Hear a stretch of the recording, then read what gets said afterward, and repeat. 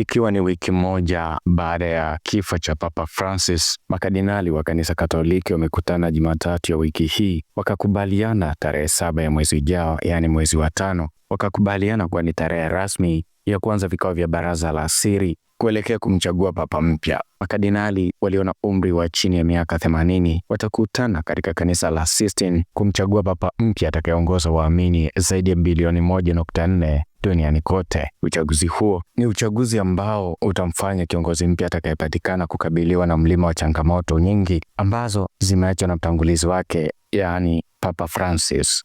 Baada ya kifo cha Papa Francis, makardinali 252 waliitwa, ingawa ni 135 pekee ndio wanastahili kupiga kura, 108 kati yao wakiwa ni wale waliochaguliwa na Papa Francis wakati wa uhai wake. Kwa mujibu wa utaratibu wa uchaguzi wa papa, zitapigwa kura 4, moja asubuhi na nyingine jioni, hadi pale mmoja wa wateule atakapofikisha 2/3 ya kura zote. Aidha, katika hatua nyingine, makardinali ambao waliondolewa hadhi ya ukardinali na Papa Francis pamoja na kushtakiwa kwa makosa mbalimbali hawatashiriki zoezi la uchaguzi, licha ya baadhi yao kushinikiza kufanya hivyo, akiwemo Angelo Becciu aliyekutwa na hatia ya matumizi mabaya ya ofisi. Mimi ni Frank Damas na hii ni Lushinge 72 Digital.